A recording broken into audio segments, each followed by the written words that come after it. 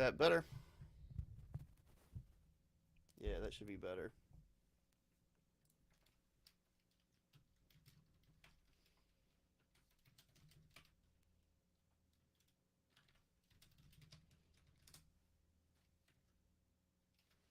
Awesome.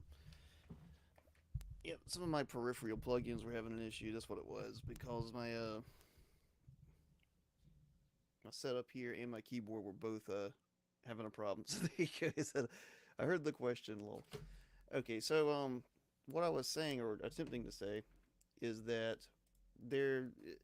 This is the tweet that I was like, basically kind of prompted this stream. I wanted to stream anyway, and I was kind of looking for something, but the core of the problem is the core of the argument that I'm trying to say here is so many people treat, especially in indie comics, they treat manga and the big two as two different things, as two different markets, but they're not. They're the same market. And the reason we know this is because we're getting this weird double edged sword in indie comics. We're getting manga is eating comics lunch, and we have to be better than the big two.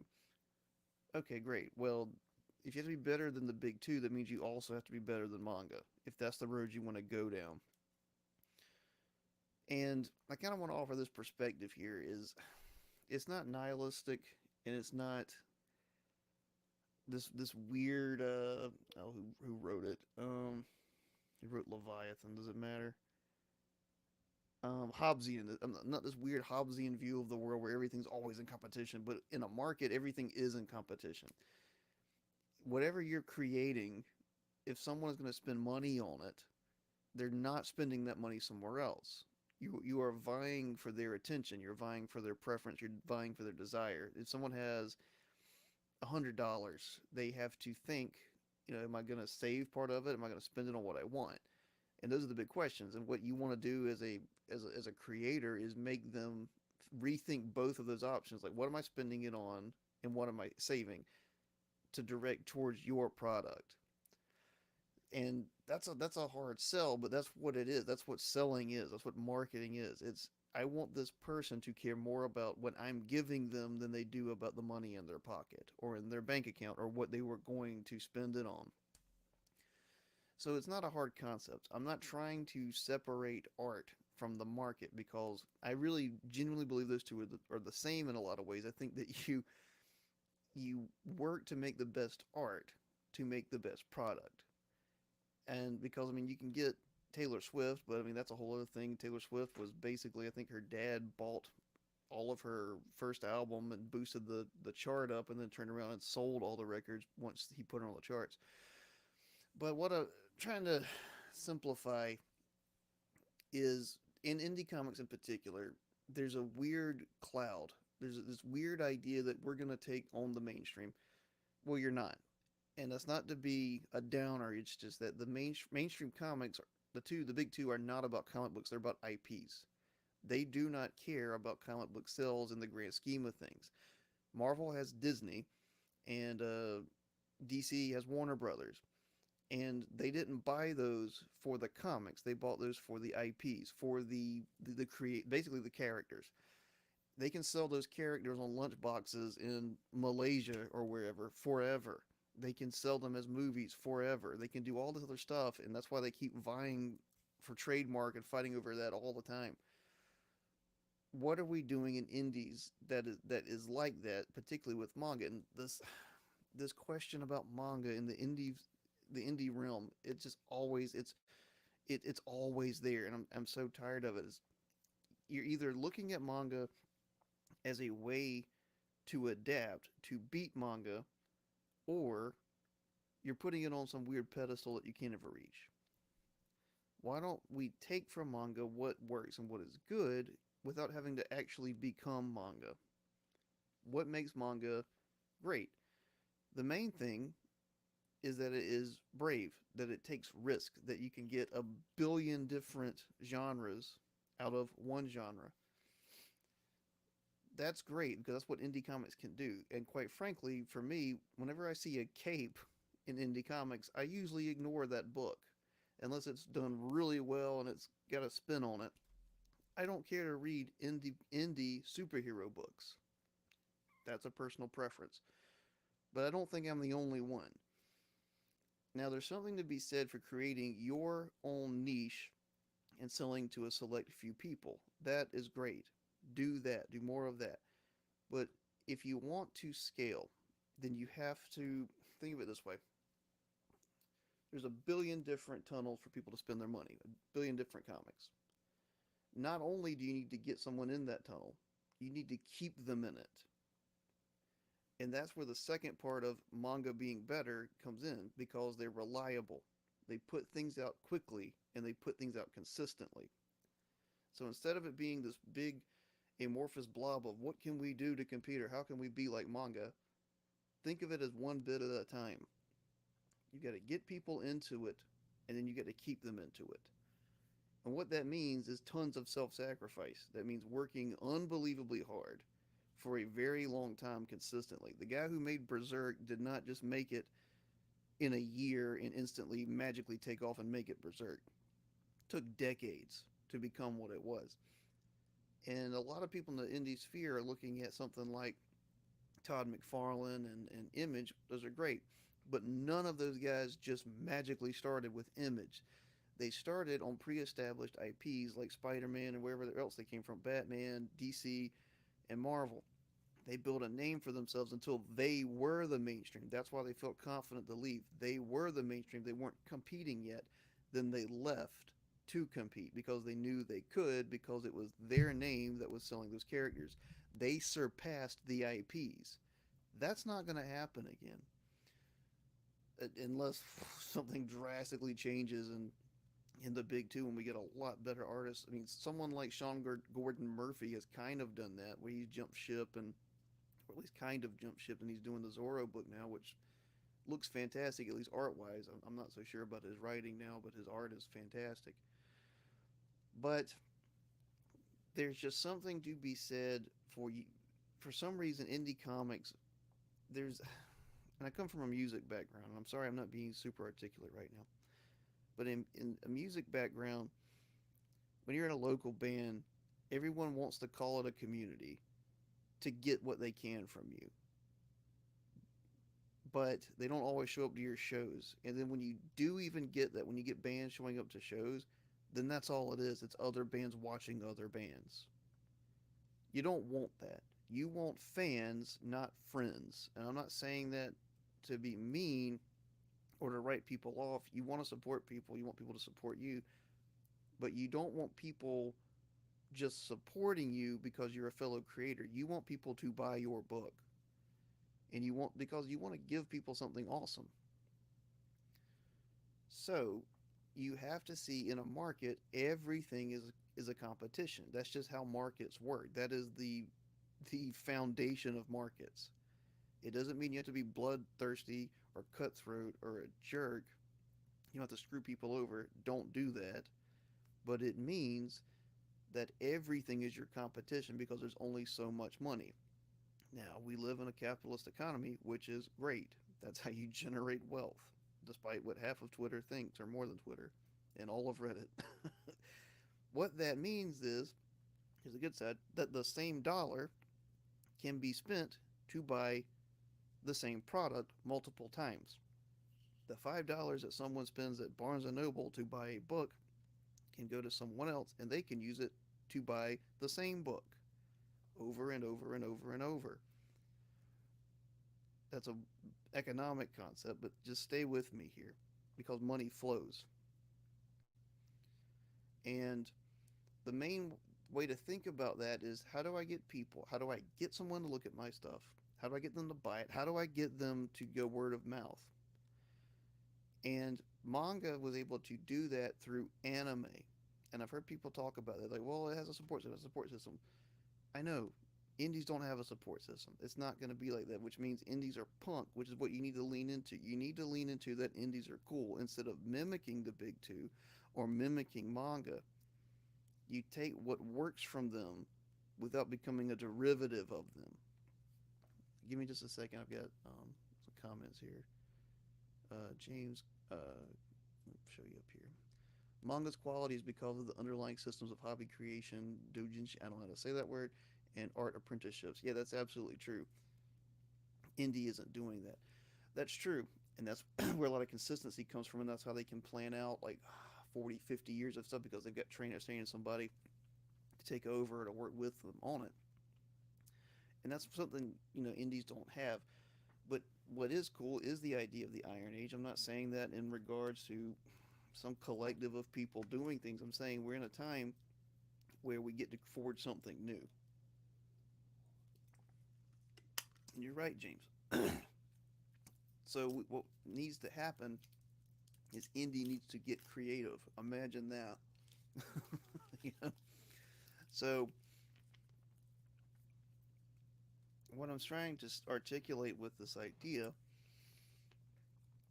is indie needs to be different from mainstream and from manga. If you really want to create something, and I'm not trying to save comics here, that's a terrible idea because I see so many people on it selling, and so many people sell books on saving comics. There's more comics now than there's ever been in history. There's nothing to save, and if it's to save the big two, well, you can't save the big two unless you work for them, and you can't save an idea of a medium like this. I don't know. Coming from a music background, this to me seems like the same argument that happened when Napster and streaming took over. And it's like what you didn't see was a bunch of indie bands getting together and say, "Well, we've got to save music." It's like, no, how do we grow and how do we change and how do we adapt? That's the same thing here. I know some people are doing webtoons and that kind of stuff, but that's not the only thing. You don't always have to go in the one direction. And I'll compare it to music a lot, so stay with me because I'm a music background. The key that they say to music now is not albums but singles. Okay, that's one way. Other people are still making albums and other things and succeeding. You need to define your idea of success, and if it's saving comics, that's so vague. I hate to say this, but and I hate to invoke Ayn Rand in this way because it's not something that she would like agree with, but you kind of need to think in the Ayn Rand sense of selfishness, of what is good for me that can then escalate that what is good. What is good for you in like a small idea of selling to like 10 to 20 people? And then how can that escalate to being good for multiple people? Give me a second, let me add Chris here. Hey, Chris, can you hear me? I'm gonna throw him up here. Hey, Chris, can you hear me, man? I can hear you. Hey, buddy, it's been a while. Yeah, it has been, man. Yeah, sorry, I've just been so busy between family and this. Oh man, everybody's been busy. Is that a condolence or an insult? No, it's my way of saying like, oh, you don't have to explain it to me. Like, I understand. I know it kind of sounded like it because, anyway, you know me though. I'm just Chris. Just it's just but uh, yeah, man. I've been listening on it. You know one thing that constantly comes to mind What's that? when I hear about stuff like this is how in the fuck are you the only one talking about this? Excuse my language. Like, why is it so hard for people to understand that this is the way it really is?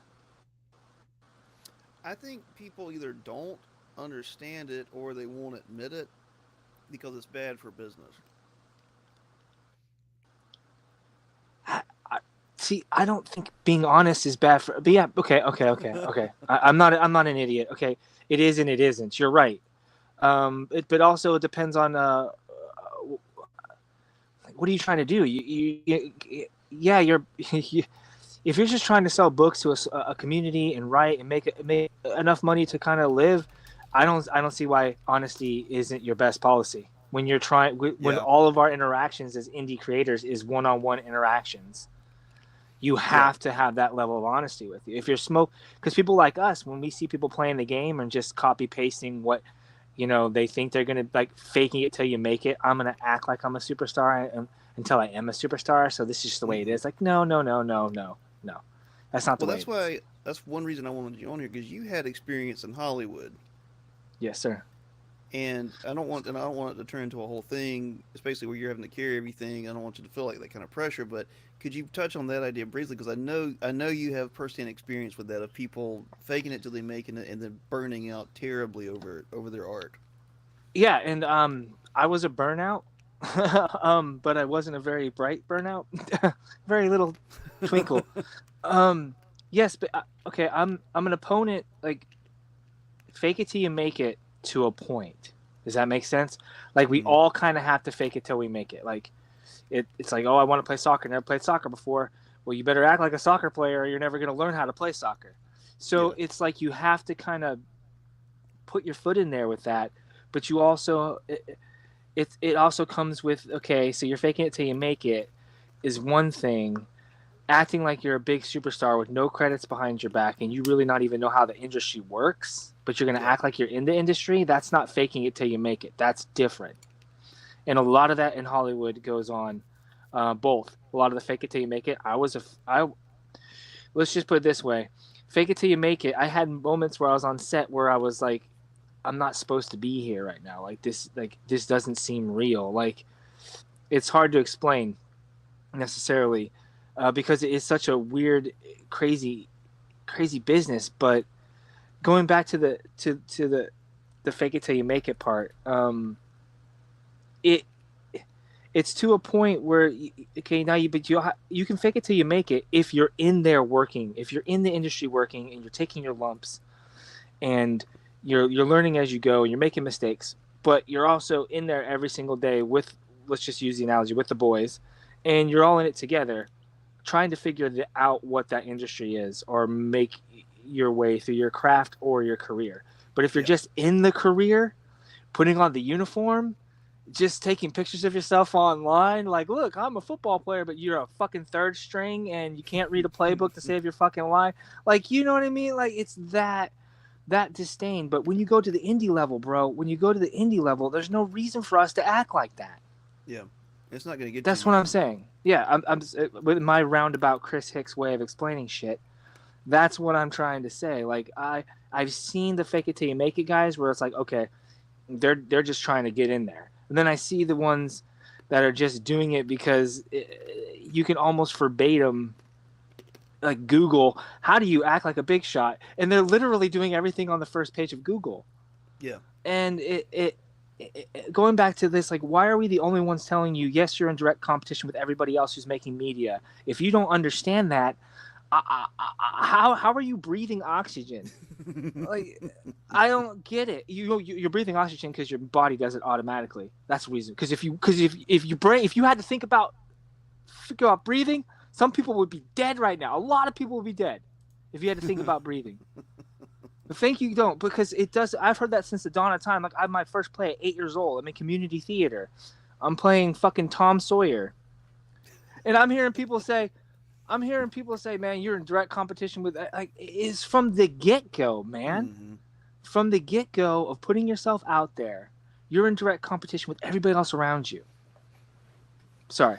No, Yeah, that's the and thing. it made total sense to me at 8 years old. You know, No, that's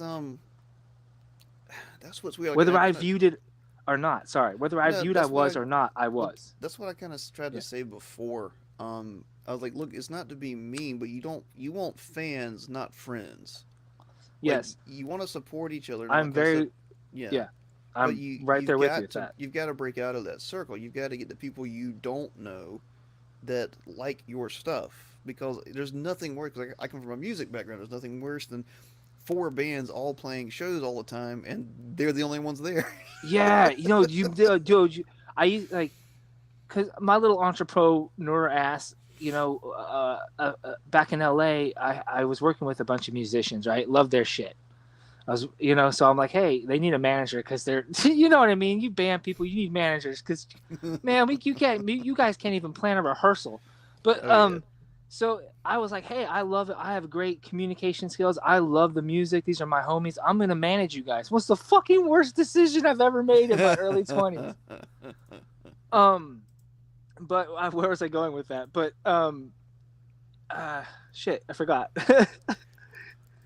But I spent time we're talking about competition, right? But Yeah. when you go to those shows, okay, and you see the same local bands, we're all going to each other's shows, but there aren't any real fan bases traveling with us to these shows. Mm-hmm. And I got a funny story to tell you in a minute after this.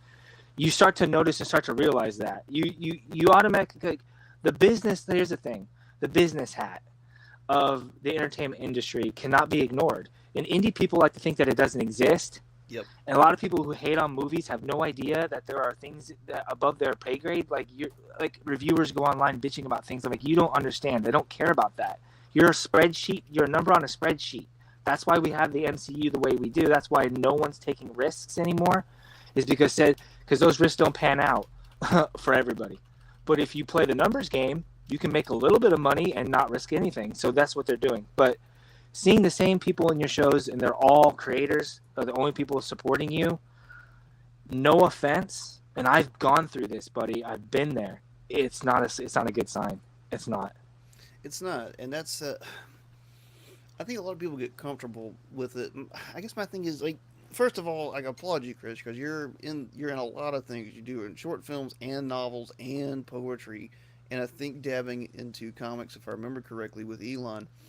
Yeah. And the thing is, like, that's the I just got to get my future. stories out of me, man. I don't know. I don't care how, whatever medium it is, I will get my story out. Like, that's how I feel. Yeah. But yeah, go ahead. Sorry. Well, now here's the thing: people, if you're trying to compete with all this, is because we are competing. That's the whole thing. You've got to be involved in a lot more, and it's why stuff like the Ripaverse exists. Like he's trying to build a bigger thing here to actually compete, but all that is that's just more indie creators coming together to form like a bigger indie creator. That Right. means It's you're like still in Voltron. yeah, you're still in It's like they're competition. creating a Voltron. Yeah. You're still in competition with every Mm-hmm. other indie creator in manga. It doesn't solve the problem. Well, we have a fan problem.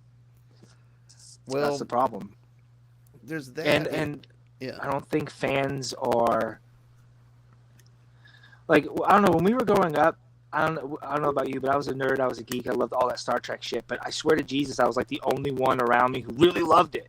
Most people don't love it that much to get into these forums and chat rooms and dialing up in 1994, listening to that thing hum and Well, hiss and crackle. I'm gonna interrupt you real quick. It's because Josh and I have talked about my artists. To those who don't know, I've talked about this. Like there aren't those dedicated sites anymore. I mean, there is Discord, which is a little weird to me, but I'm not gonna rip on it. I can't stand Discord.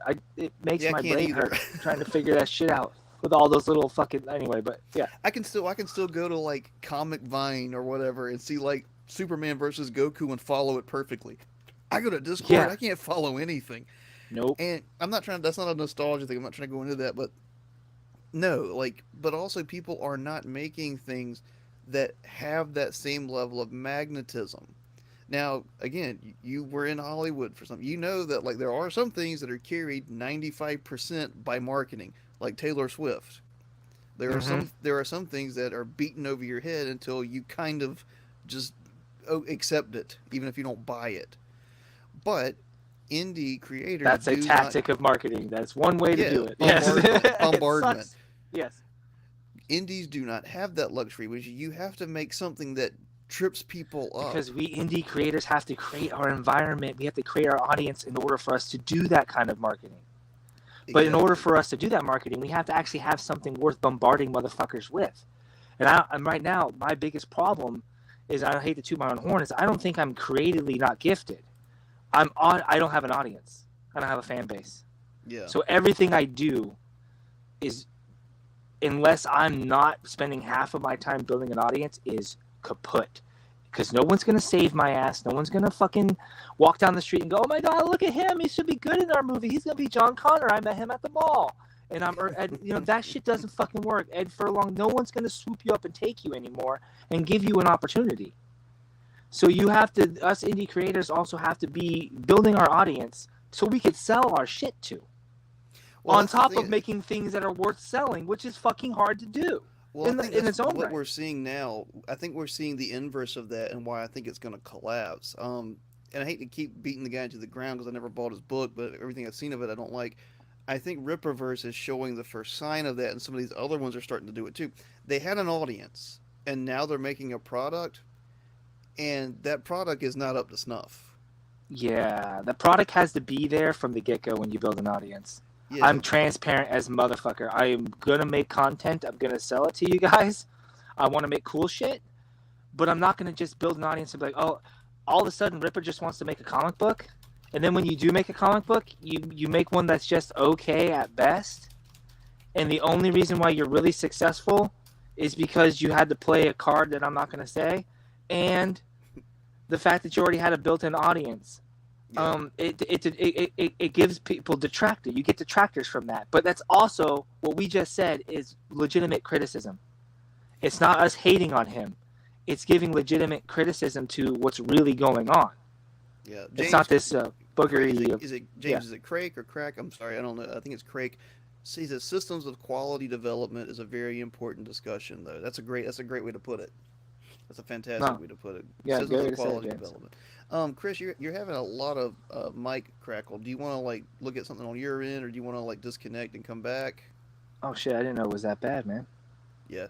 Well, I'm only getting it because I got someone say too much static, man. I'm dropping out of here. It doesn't sound too bad on mine. It may sound badder on worse batter.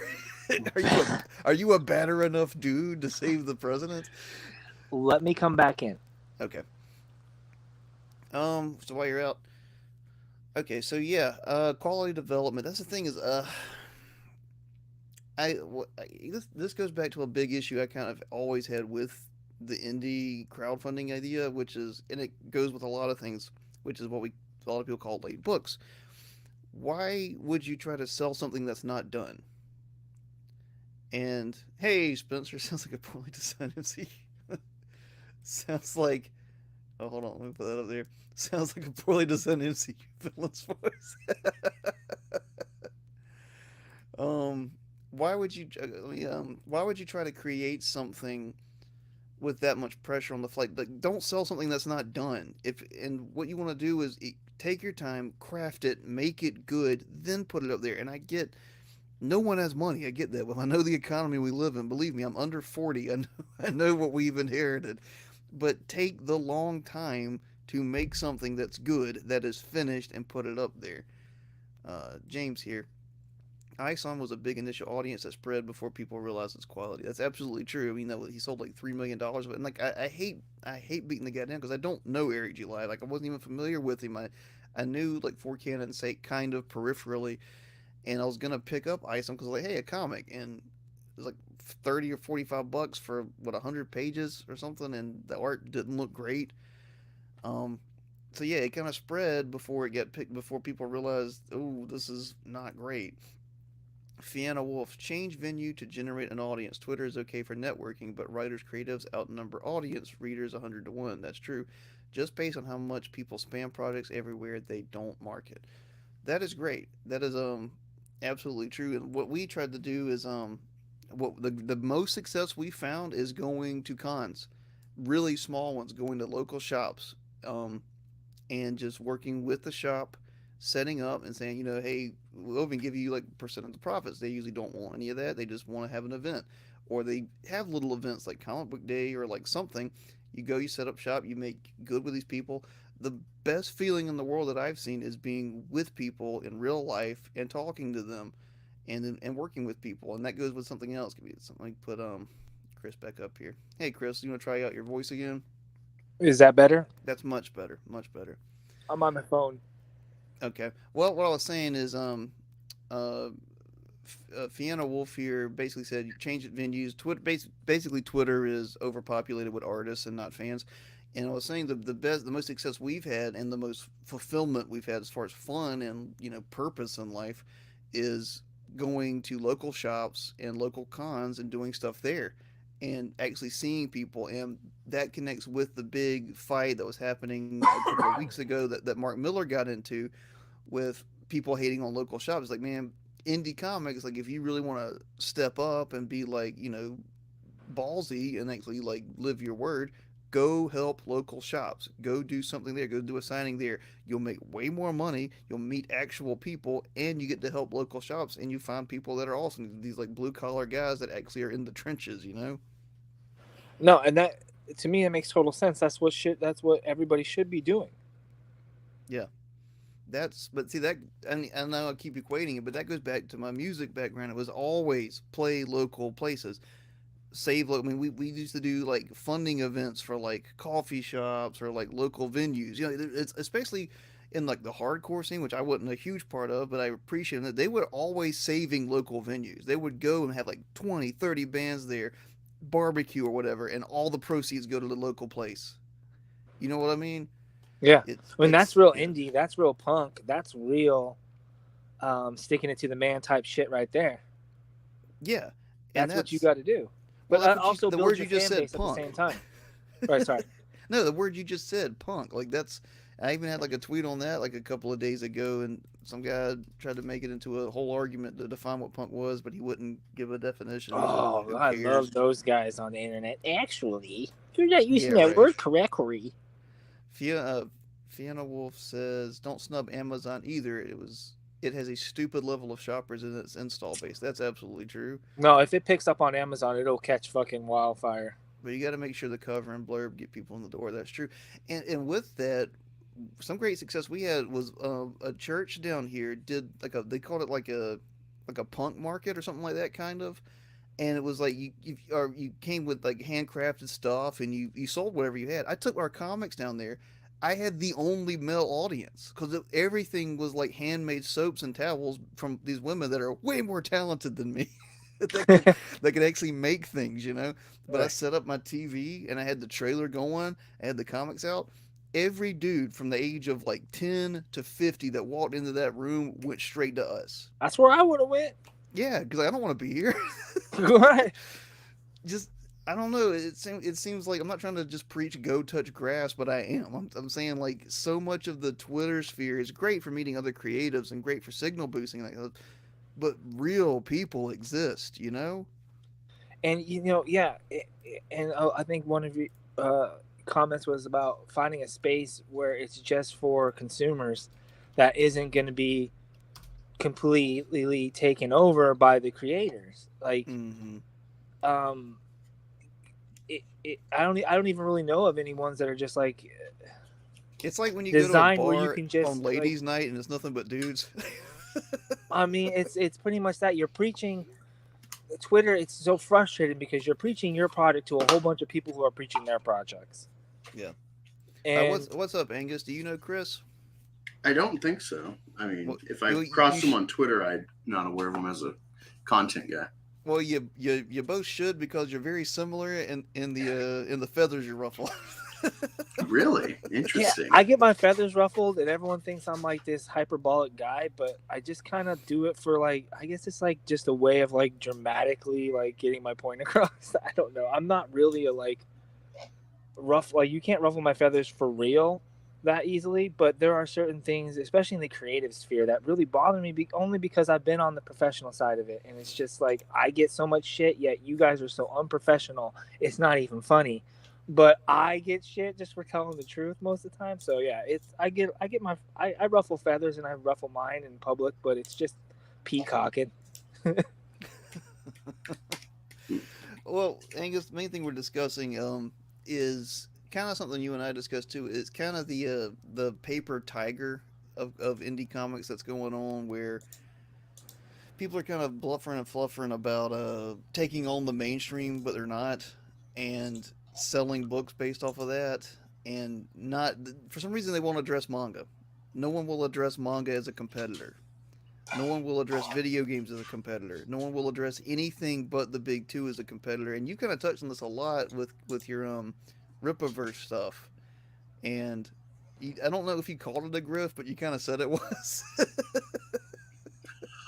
Um, yeah, no, it's definitely grift. Like the spin is like, oh well, sales look good because they're counting manga now in like a catch-all thing to like fluff the numbers. I don't know. Again, I'm a novice with comics. I like this medium. It's Mm-hmm. basically new to me, even though I've been reading for like 6 years. But it's like very intermittent. I'm a movie guy, so me wanting to be a creator, me following creators in the sphere, it's still like, yeah, I'm like child level knowledge base. So it's like I don't know how to really come at that, but uh, I'm more aware, I guess, especially with like all the anime. I finished Attack on Titan, watching Vinland Saga. So like I'm getting into like that scope through film. Started reading a little bit of Berserker. I like it, but like I think there's just two different mediums. Like I don't even count that as competition. It's competition for attention, but it's not competition Bingo. in the same platform. Well, let me No, It's like let me throw this up you're here right. though. With You're right. that, James Craig over here says social media is a competitor. It eats up the time people could spend reading. Um, I think that's a good go along with what you just said, though. As I think you're onto something, but at the same time, I think like I hate to say it, but everything is competition because time is a finite resource. yeah, Exactly. And Fiona Wolf, even manga throws whole libraries and offerings on Amazon. That's a thing too, man. That's what someone Josh, my artist who couldn't be here tonight, um, discussed before, and that's actually one of the falling outs we had with our publisher. Is they wanted to control everything money wise, and we were like, look, man, like the punk way to do this is how the manga was free online for decades, and then bam, it's outselling everybody. It you don't have to think because I don't want to call manga a monolith because everybody does that. It's not a monolith. It's competing with itself too. Like manga competes with manga, but this kind of punk idea of just you get a fan base because people like something. If people like something, they pay for it. You know, like Angus, everything like they're removing physical media now of like movies and stuff. That's not going to stop you from buying the movies you love, correct? yeah, no, it's like this whole if anything, it just hurts the like upsell when you go to Best Buy because it's like, well, now I'm just looking on the website for one thing. Yeah. But it's more efficient, especially with like the BLM rights. I'm sure there's been a lot of Best Buys hit, like Target and Walmart. Like legitimately, not even like my political slant. This is a real factor. This like looting is not off the table anymore, widespread for anything. Looting's back on the menu, boys. Yeah, it's so like that. That's why they did that. Is like just to limit breakage and loss of having to do like the insurance or whatever through the companies putting their product whatever however that works. Yeah. This is just a cost reduction and reduction of staff, thus reduction of need of oversight of items in because now all the items are like big box. You need a truck or something, so just that naturally mitigates the theft. Well, and to go along Which with sucks this, balls, man. Because I used to love going into play. I mean, I don't know, man. Because I would go into a Best Buy. Shit, I lose myself in that motherfucker for a while. you're like Eminem, right? But what it does to the overall experience of like shopping online, like it won't like nothing beats being able to drive down to your local shop and get it right now. And the riots and stuff have just kind of took a shit on all that. I'd say like the Amazon model is already going to like make this happen at some point. Yeah. Well, and that's a whole thing too. Is I don't want to go down a huge rabbit hole of conspiracies and stuff, but I mean, like DC, Warner Brothers and Disney, they're getting ESG money. They're not depending on comics or maybe even physical media in the next 10, 20 years. Oh, they also have insurance on everything too. Like it's like they're not losing it. They're losing money, but they want physical media gone. Yeah. This is a step into like the whole Disney thing with like Toy Story 2. They removed like a casting couch joke, which I didn't even realize because it's such there was a casting couch joke in Toy Story 2. Toy Story 2 with the really? Yeah, it's like Shrek humor. Like you're a kid, you're not gonna pick up on it at all. But I want to say like with Barbies or something, there's a casting couch joke in like the toy. It's you joke about the casting couch, but it's fucking real. Like it happens. It goes both ways too, boys and girls. But anyway, sorry. Yeah, no, it's just like that. Like now it's removed. They like change art to suit the times and propaganda. Oh man, yeah, and so they can just if there's no physical, they can scrub stuff and like Lucas, Russia, their whole goddamn film archive. Yeah, like Russia too. Right the problem of the physical media issue is like you look at Russia where it's like, oh, pay for your games, whatever, stream them, but then it's like arbitrarily, they're like, well, you're in a war and we don't like your side, and so we're going to like remove your access that you paid for to your library. You're blocked because you're Russian. You know, Yeah. get in line or we'll like isolate you. That's the other factor. Very 1984. Like it sounds like, well, Yeah, it's a Russia's lot bad of guy. yeah, it's a lot of politics leaking into media. You know, it's always been there, but like now it's like, oh shit, we have people that subscribe to this on Netflix, right? We're like, oh, we have people that subscribe to us from Russia. Oh, that can't happen. No fucking way. Instead of being, if this was 1980, like, take the money, shut the fuck up. Like, who cares, right? It's Yeah, capitalism. my example since I've been a kid thinking about business is like, if I'm Clorox and my biggest purchase is like the Ku Klux Klan to wash their sheets, I'm not gonna like say anything. I mean, like, I'm not gonna like promote them, like thank you in public, you know. Right, And if I have a political agenda as the owner, I'll spend their Klan money on black shit or whatever, civil rights stuff. You know, but like that's private. That's why I get irritated with some of these teachers are just like, oh well, this company privately they fund whatever. It's like, well, that's their right. Like this was never an issue before, but now you can like gin it to sell your brand for like it's all like populism is what's happened to like every market. You get talking heads that work on that political model of populist. I can fix this. I know the way. Yeah. But on the same side, they got that backbone of the moral outrage of society now, where if some hacker goes, hey, Netflix has like 9,000 accounts over there in Russia right now, and the Russians are doing this, and everyone's like, oh no, I have to be SJW right now on the social media, and then the pressure comes from Netflix, like, god damn it, now we have to cut their service off because the SJWs are getting bluer hair. Yeah, that's what's weird. It's weird that companies care what people think. And like Bill Burr did a joke on that whenever he's talking about like why does McDonald's have breakfast all day? He was like, you should just tell the potheads get there before 10 or like they don't get breakfast. Right, it's like McDonald's gave everyone a participation trophy for breakfast. No, motherfucker, it used to be your shit out of luck. Yeah. Try again. Just tell them That's no. the way it was. You don't know how mad I'd be getting there like 10:50 thinking it's 11. You're like, oh yeah, we're serving lunch. And I'm like, as a California pothead, I've done worse. But yeah. You went to Taco Bell at like 4 a.m. I want breakfast. I've been in the wrong drive-through ordering food that doesn't belong. You were at a bank. Oh yeah, exactly. The tube keeps coming back empty. Fiona Wolf says, even if indies hate it, learn to market to yourself first before you launch a crowdfunder. That way you can get an idea of what draws you in. And be realistic with the amount of people you can draw in. Are you getting more backers due to the artist or yourself as the writer? I think that every day. No, I mean that comes with the territory of being a creative person. Like you're going to question yourself, you're going to doubt yourself, you're going to. Well, I used to think people did. Now I don't. Right, no, I'm not sure. Like I'm really not. But no, they make a good point. Like I think even as a creator and as you go into marketing, be creative with it. If it gets your attention. And you're pretty sure it gets the attention of the people around you, you're probably onto something. Stick with that. Try to make that better. Use that. I think that's a good. Like I've learned from failed attempts. Like I'm not gonna lie, I tried to get 2 comic books off the ground, and I didn't come anywhere near my funding campaign. And each time I leveled up when it came to like, ooh, look at this, and I did a little bit better. But then I had to, But I'm just saying, you gotta be creative too. Like on top of all this shit, you just because. Look, everything is so saturated with media and content. Every form of media is saturated with content, and the attention for your eyeballs has never been greater in human fucking history.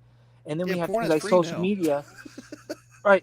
Taking your attention right now. It's like one of the worst and best times to ever be a creator. I think a part of me is like, damn it, I was a young filmmaker, and I used to love Kevin James. Until he started telling people how to make movies. I'm like, shut the fuck up. Because if they learn how to do this, they're all going to be, guess what? Everybody's got a movie now. Everyone's got an Unreal Engine fucking trailer for a movie they want to. So it's like now you can't stand out. I mean, you got to be super fucking creative. And on top of all, like when I'm saying that if we're going to solve any of these problems, it only gets solved with creativity. Well, and that's another thing is like, I think because we, I don't know, man, especially in the creative space, it seems like everyone tries to be perfect, especially with what I call the Appleification of everything, which is like ever since Apple came out and got big, everything is sleek and black and white, and you know what I mean. Like the future used to look like Blade Runner, and now it always looks like the inside of an iMac. And I think you should. I mean, our motto at the Godfrey Universe is like fail loudly and fail like proudly. Like Yeah. there's nothing wrong with failure, especially publicly. No. Like, be embarrassed. Who cares? Just fail forward. Yeah. Angus, I was going to connect with this. James over here says, growing an audience is hard as hell. I'm banking on the long tail of good faith because when I do sell a book to someone, they like it. I was impressed, man. Like I said, I've only known Angus for like a week now, Chris, but I was really impressed. I was really impressed with his YouTube, especially the Meth Gator stuff, man. I really like that you're selling an idea, you're selling a concept, and you're starting it as a poster, and you're kind of slowly growing, engaging. You've almost memed it into existence. I think that's really like awesome. Oh, dude, I've heard of that. I've heard of this. Is the guy? Yeah, I'm the Meth Gator. Oh guy. hell yeah! I'm the Meth Okay. Gator. I used to have a Meth Gator Somebody Twitter. have you on my show. Well, it's funny because I used to have a Meth Gator Twitter that was meant to be like, all right, I'll be like silly, wacky Angus on my account, and then Meth Gator would be like my professional account. Where I'll just- Because Meth Gator. yeah, 'cause Meth Gator sounds and way then more Black professional.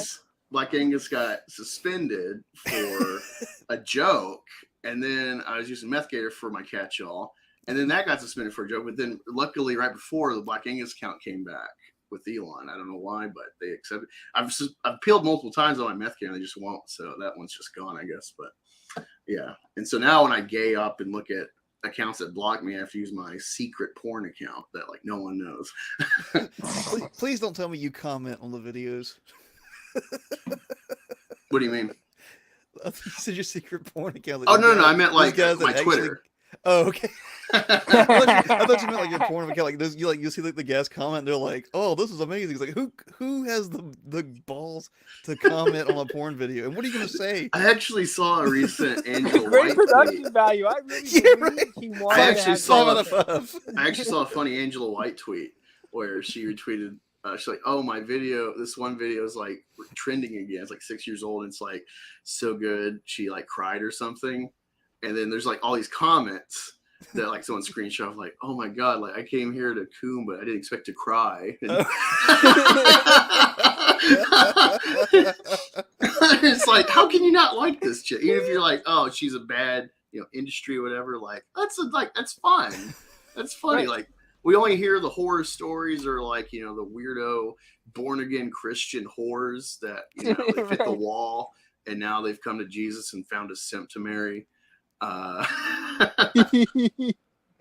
There's a bit though right there. Spencer Going says, going I to know it's a Pornhub long. and leaving like film review type comments on the videos. Spencer Selman, who I know in person, he's a black belt in jiu-jitsu. He's awesome, so don't mess with him, guys. I know it's a long shot, but does anyone have her number? I know her parents don't. Rebecca, you come home right now. Why did you make him Asian, Chris? I don't know. It just came out. Yeah. But yeah, I'm the Meth Gator guy. I fucking trying, the poster idea was like what do you call it? All the unfulfilled campaigns, especially on if you ever heard of Critias, but he had like a big campaign that EVS I think promoted. He had like $40,000, but he actually set himself up for a huge money pit with his artist. And he he did the reverse of dealer. He like gave the guy a fuck ton of money. And he then, bolted, right? He's He the guy like that bolted. Yeah. Yeah. And so then Critias, all the other money, he like blew on other CG products. And so when he got like busted, What? hey, what's going on with this campaign? And he's like, oh yeah, like he spilled all this, and he's like, but I like support a bunch of people. And it's like, no one paid you to do that. The money was for this, Right. If you made that about meth, that's a Breaking Bad episode starring Jesse right there. Like, why did you give him all the stuff? We just bolted, and then you spent the rest on meth. Yeah, well, that's like his RV, the backstory of the RV. So wait, his okay, so he's like, oh shit, I'm back to the corner. I'm gonna say, hey, at least I supported you guys with that money. that was his That like he has tried to use that as nothing a to shield. do with Yeah. it. You didn't give him shit. I love the way people think these days. And I'm just so, like, oh my god, you are a jujitsu and trying to not say you're at fault. Like you are doing everything. You are matrixing the dodging the bullet of responsibility, like Neo with that shit. Like it's yeah. So because of that, that's what gave me the idea for Meth Gator posters as promo art. They're already produced, so I'm just essentially trying to resell them through Fund My Comic as an open store, whatever I can get. That's the best way just to do things, man. Is to have it done and then just resell it. that'd I be great. mean, Yeah. that's what I've learned. That's one of the lessons I've learned. Like That's why I haven't made a campaign for Meth Gator, because I have nothing but a few covers that have been produced, and but I don't have like I haven't made a pool of money to like secure an artist yet. Where I'm like, all right, I have enough to like get X amount of pages, and I feel confident he'll stick around or take other jobs. But like I'm the priority when I have the money. I haven't secured that yet. And this is another reason why I'm like digging back into all these comics I've collected that I haven't read, and thus trying to research art I like, and then start like whittling down. Like, hey, would you be cool to be comic skate artist, even if you're not Yeah. CG? I will work with anybody. I don't care who is an SJW or not. Like I got a piece I'm getting made. They're like, I don't know, they're like a furry porn account. I think it'd be a cool like what do you call it? Essentially, it's gonna be for a bookmark, but then if I get enough funding, it'll upgrade to a like poster. It's safe for work. It's like lewd, but safe for work. Of Shelby the hooker. But That's her Christian name, Shelby. The I haven't figured out a last name yet. I'm close, but because It's Georgia, French. she's mixed, and Georgia has history of being English. With the what does that mean? She's mixed. Wait, I'm, wait. I'm Welsh and Irish. Well, no. The point is that I'm trying to figure out a good name that like flows well, and so I'm trying to like research like English based names. Okay. That like English or maybe a English slave name. That is like, she? Where's she from? The story's in Georgia, so she's Georgia born. Oh, just name her Washington. Or Just give her a Savannah? president. Just give her a president name. Yeah, and I'm trying to find something that works. So right now she's just the Shelby. I'm sticking with Shelby. That's what came to mind. But yeah, so she's just Shelby the hooker currently. Spencer Selman talking about your poster says, "I do that with adopted pets. Just resell them."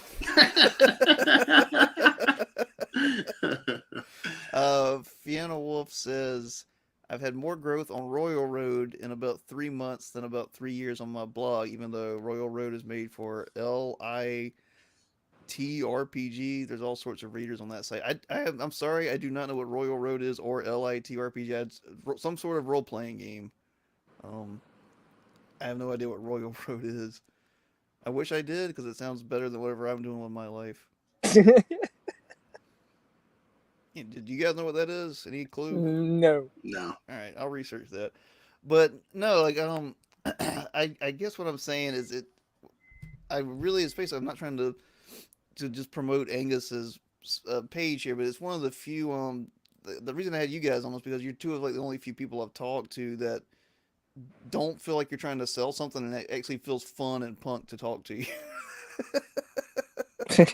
No, yeah, I mean that Gator stuff though, honestly, that I was on my radar. I was thinking about it the other day. I'm like, that's the kind of shit. Like I know some guys doing like roach balls. My friend Elon is doing the plunger. I mean, there is some shit that doesn't have a cape on it. That's punk. It's indie. It's real. Yeah. It's interesting. It's different.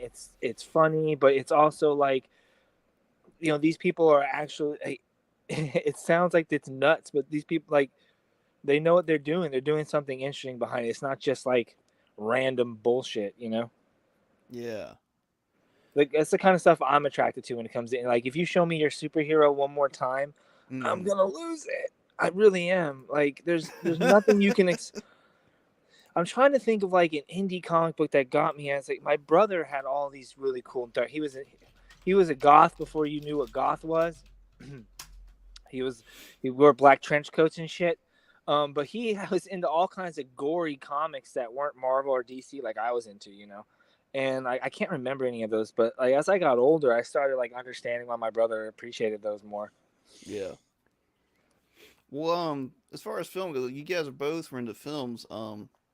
Angus, were you kind of did you read screenplays and all that kind of stuff and try to write a few? No, I'm just so like how do I explain this? I mean, I'm fat still, but like I was a fat kid. Because I had a little window of like 4 or 5 years where I lost weight and joined the army. What does But that have to do with me? I was a fat kid, and so you get bullied or picked on. So I'm trying to blend in. You learn you got to try to be more like personable than the average guy. And luckily, I was into sports as well as stars, so I could be cool with the sports guys, the jocks and whatever. So you were like strong. You were strong fat. No, it's just fat. Oh. But I love sports. I was like the odd nerd that loved football, so Yeah. I would like talk to all like the That's who I was. football guys as well as like the nerds. And I figured out my attempt at an angle to like blend in socially was like trying to get into like music, whatever, like popular music, and then movies, to like know pop culture. But then being fat, I'm like, oh, it reminds me of this movie or whatever. Like funny situation, they'd be like, they just think like, well, of course he's seen all these movies. He's a couch potato, so it kind of blew up in my face. But the interest never went away, and I would watch a lot of like behind the scenes stuff and learn more in depth just on my own, not realizing that I was like accruing knowledge. And then that just never went away. And then YouTube kind of popped off with Star Wars and my interest, and so I realized like, wait, like anyone can just start making shit. And so I started like throwing my hat in the ring. And a lot of these people are way stupider than me. The rest is history, But yeah, I'm like a weird guy because like even though this is just like blue collar, generally this platform allows like just anybody to come on and say like I didn't like that thing. Wow, that was boring. I have been in college a bit. I've done papers and had like feedback from teachers, pro and con. And so like I take an academic approach to my criticism. I try to be very clear about subjective and objective.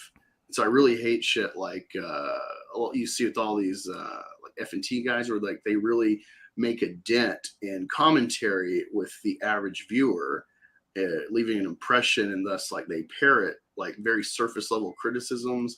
Like Barbie's woke because there's a woke monologue. It's like that movie is accidentally very red pilled and very much showcases the plight of modern man. Despite it being an attempt at a feminist thesis by Greta Gerwig, she accidentally shows the there's the lie that I learned like 2012, whatever, about feminism. Like feminism is for men. It's to fight the things that keep men down and whatever, social expectation, etc. It's egalitarian, and that always rubbed me wrong. So I'm like, why is it called feminism? It's female focused, it's a female supremacy movement. That always bothered me, but that's the false sell they'll give you. And that's not true feminism. True feminism is not bashing men. True feminism has never been tried. And never been tried. It's like, he's humanity. With that awareness, I see something like Barbie where it's like, you can be offended about certain perspectives. I would say there is an intrinsic wokeness to it. It's very like self-serving. It teaches like a selfish perspective of life, but that's not like what most people are talking about. They're not really tearing it apart, seeing the value or the pros and cons of it. And I think there's a lot of intellectual dishonesty in the YouTube sphere I've grown up in that I don't play ball with, and thus I've not reaped the benefits like a lot of my peers I've come up with. Yeah. I'm gonna come back to that. James says, "Good luck being punk. I'm going to bed so I can go to my soul-sucking desk job in the morning." I'll be there right beside you, James. Thanks for coming by, man. No, I think that's a lot of truth you just said, man. I know we talked about it very briefly, but I feel like the curtain is coming off on a lot. I think when a lot of people who have gotten an audience commentary are now like that's going away because everything's kind of going away. Like the stuff you can react to is just getting worse and worse and worse and too easy. Like they're not going to be able to harpoon something like the Last Jedi again, And the only future is creating, and a lot of these guys do not know how to create anything. No, and that's a thing about criticism, and things like that. Is you have to always consider the source. of that of where it's coming from. You know what I mean? Like, Mm-hmm. shit, I lost track of what I was gonna say. I went down two different roads in my head. Don't say that. Say this, and then I forgot what I was gonna say. Say both. Criticizing. I guess it's like a double. Like critics don't like mean like jack shit, and I think that's I learned that at a young age. My father, he was just like some of our favorite movies is like I would be like, the critics pan. They go, my dad's like, fuck the critics, and and I started going, you know what? After a while, I'm like, I don't like the movies they like. What the fuck is wrong with me? Like, why don't I like Sleepless in fucking Seattle? Like, I'm a what's wrong with pleb. me? Like, what am I not seeing here? Like, You Got Mail. Like, what? What? That was critically acclaimed. What? You got mail. Right? I went back. That's Forrest Gump meets fucking what's her name, Meg Ryan, and they have it like one of them. Like that movie's so stupid, and it's a movie that was made because Yahoo says You Got Mail or whatever, American Online. Someone's like, oh my god, I'm gonna write a movie about. Anyway, Tom Hanks is in it. Anyway, it's like I really I soon realized like and then you watch the Entertainment Tonight back in the day. You watch Siskel and Ebert, and they're talking about these movies, and you're like, okay, they work for this company, and these people pay them, and then all of a sudden you realize they're not going to say anything bad about certain movies, and you're going, why won't they say anything bad? And you realize it's just a bunch of horse shit. Like, do you like Mortal Kombat and you think it's Emmy worthy? Guess what? It is. Like, fuck the critics. Mortal Kombat deserved an Emmy, at least for special effects. No, that's how I approach things. Like, I want to run with that, man. Cause like I had this tweet here yesterday. It was indie comics need to be punk. I don't say that as a moral qualifier, but as a necessity. It's the only means to survive with integrity and a legacy. Manga is still punk, and it's why kids buy it. The second you become still unpredictable, the magic is gone. I think that's what we're trying to like. You don't make something for critics. You don't make something for other creators. You just make something because it's cool to make it, and you kind of hope you pray that, to God everybody else likes it. yeah, and if it doesn't, you still made it. And I think the best way to do something is, and how I describe punk is like you're willing to be ostracized, basically, for it. It doesn't mean Yeah. you seek to be, but you're willing to be. You're willing to be like shat on. And I know like he's not everybody's cup of tea, and I totally get that. But like I love Snyder, it's like Snyderverse stuff, and I get why people don't like it. But I'm bipolar on that motherfucker. oh, I know we've gone at it before. How do you give me Man of Steel and then you give me Rebel Moon? Like, what the fuck is wrong with you? Yeah, Like, Rebel what Moon the was not fuck Rebel is Moon was wrong? not Like, good. literally, like Zach, what the fuck is wrong with you? Like, you can do this, man. It's like trying to get my He can't write. 6-year-old to fucking write her name right. Like, you can do it. Oh, just really quick, I introduced Rookie to Watchmen Ultimate Cut yesterday. Oh, yeah? He really liked it, and it's crazy because out of nowhere, like Vito is tweeting about Rorschach, like some weird convergence is happening. What in the does universe Vito where have to we say watch about it? Rorschach? Well, he was saying that like Rorschach's like not the hero as Mandy says, and I agree. I think great leaders are pragmatic, and that someone will be off. If they have to make calculated decisions, which like someone's going to get screwed. That's like the role of leaders, and I think I very much agree with Alan Moore about like how he wrote them, and I also get why people can get invested in Rorschach, but he's very flawed. He's a zealot. It's funny that the same people like Rorschach think Joel is a hero in Last of Us, and it's like, no, he is the villain, at least for someone else's story.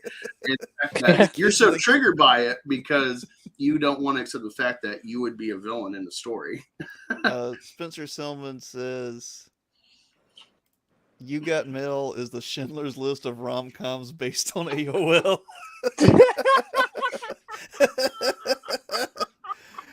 Fiona Wolf says, "I hate Snyder, but they should just stick him with rated R endeavors and extended because I agree. I think they should just give him adaptations. He's not a good writer. He's great at adapting things. He's a good director. He's not a good writer. He's a lot like Michael Bay. They come from those because I've done a few myself, music videos, and it's a little bit hyperbolic when it comes to like the cinematography. Like I love, like, let's not get it twisted, I love The Rock as a movie. When I was a kid, the movie The Rock, I know Yeah. it's not very good, No, really Rock's technically. great. I mean, if you want to, you can pick it apart, But but the critics hated it. yeah, they did. They fucking panned Really? the shit I looked out of it I up. don't know, man. I looked it up recently because I watched like a year ago, Oh, and funny. it was Yeah. like the one critically acclaimed Michael Bay film. Really? I thought they panned it. Which one did they pan? They panned one of those. It might have been. Oh Bad shit! Boys something- 2. And in other news, Jeb Bush wins. Really? No, somebody just posted the Iowa caucus early reporting shows Jeb Bush to win. Yeah, on Rotten Tomatoes, The Rock has 67% with 85 critical. Face Off somehow has 93. Okay, I think Face Off was one of those that the critics weren't okay about. I don't know. I think they were even like, "What the fuck is this movie?" I just like Critics, I just like how critics many times hated they Predator. Oh, which one? The original? They hated the original How? Predator. Then It's over like the years, greatest movie ever made. yeah, legitimately, like it's not just like a cool movie. It's like legitimately smart and well made and well thought I'm not out. gonna lie, man. It wasn't until I was an adult that I appreciated that movie. Like as a kid, I was like, "This is boring. Where the fuck is the predator? Like they're just talking to each other. Like they're just talking to each other." You're like, I've seen more predators on the way to school. Right? Oh, great news! I've been refreshing for the last couple days because of that stream put me over, but it hasn't populated yet. Now I'm able to apply again for monetization because I had it years ago and lost it from inactivity. Really? They just take it away from you? Well, yeah, they don't want to like have it open and you make like 2 viewed videos when you've been gone for a year, which I didn't know would happen, but yeah, I got. And so it's been a grind. I mean, I'm going to do the same regardless, but Yeah. Fiona Wolf says, keep him, that being Snyder, away from characters that are meant for kids. Same goes for Tom King. I'm gonna tell you, I had no idea until last year who Tom King was, and I picked up Batman and Catwoman, and I was like six issues in, and I was like, nothing has happened. Like, what is this crap? Because I kept buying them for the covers because the covers were fantastic. Oh, And that's then- another thing that bothers the shit out of me. And then I read it, and I was like, who is this? And it said Tom King. I was like, well, this guy sucks. Like, yeah, when I see Tom King's name, and I've only read like 1 or 2 books of his, but knowing like the culmination of his work on Batman Rebirth run, yeah, I just know to like not read his shit. Also, he's famous for like I think the WandaVision comic that most of the gosh. WandaVision's based on, which that show sucks. Great yeah. initial premise. I applaud what's their name, the actors for like playing different era roles. Like that's creative, but awful show. What were you saying, Chris? I was gonna say I was wondering if I was the only one who felt this way. I remember going to the comic book store and buying a comic, and for some fucking reason, I just look at the cover and I don't flip the pages, right? And the art is completely different than the cover, and it really makes me mad. Is there something wrong with me? Am I not getting the experience, or is that a problem? Like, it really makes me mad when the art and the like. DC does it with their animated movies. Like, you can look at the boxes, and I'm Yep. like, whoa, that looks dope. And I get in here and it's like, this animated, like, what the fuck? Like, that has to be like clickbait shit, right? Before clickbait. There's so many of those DC animated ones, which they're good enough, but like you're right, like the animation, it's like it looks very basic, and it looks like someone's shining a light on my screen while I'm trying to watch it. Like the lighting is so bad. I kept thinking there was a glare in my house, and I'm like, how? I'm underground, like. But Fiona Wolf says, I still remember seeing bits of the Lois and Catwoman in Fortress for a bachelorette party. Tom King, pure ick factor. Yeah, and in that same run, he put old Catwoman. It was like in the future. She was super old. He put her in like her old like purple costume from like the old 60s. show. Right, It yeah. was disgusting. It was just so gross. And I was like, man, why It's would like you what Frank Miller embarrass did her? with it's like what Frank Miller did with Selena Kyle, and Oh yeah, with in the the well, at in the least the Batman, Joker did that. Yeah, right? yeah, And they made her like all like a hooker or whatever. well, not so much that made her a madam, but that's the first Yeah. time she's been a madam. You dropped that phrase so smoothly. You I, corrected me so quickly. I'm not gonna explain to you why, but Are you like an old gunslinger? I just finished watching True Grit. That's it. Um, She's a madam, she's not a a hooker. yeah, she's a madam, not a hooker. Maybe she was a hooker. I mean, that's how you graduate. You hook your But way I up. just like how he drew her in the second. I think it was the second one, the second volume Yeah. 2, and they drew her how they made. I mean, just the whole thing. Like, you want to talk about him, but like Frank Miller also like go online and look at the notes that he would give to people about like why we should like we're gonna have to have her ass right here naked so guys have boners and shit. They're like to jack off to this shit. They need to see titties and that. I'm not kidding. Like I'm paraphrasing. I hope his notes were longer than the books. Some like his notes for the prequel to The Dark Knight Returns are better than to that book. Better than that fucking book. You know, the one with all the little Supermans at the end. Yeah. Anyway, Frank Miller is just as bad. Like when it comes to that stuff, I think. That's funny. That's terrible, but funny. At least Frank Miller could get away with it by being like this crotchety old guy no one talks to. Right, and he also like half directed Sin City, so you kind of have to give him a pass.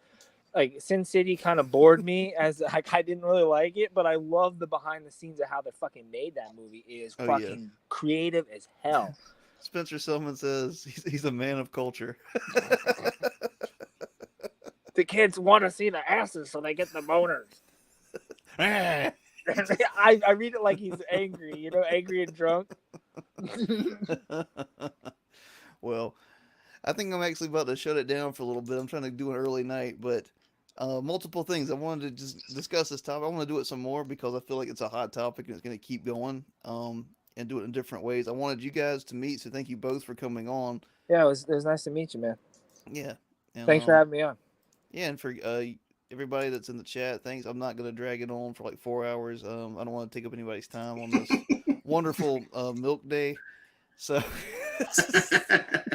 I'll talk to you all later, and thank you for being here. We'll have some more of these in the next coming weeks. Thanks, Angus, and thanks, Chris. All right? Thank you. All right, have a good night, guys. Night. See ya.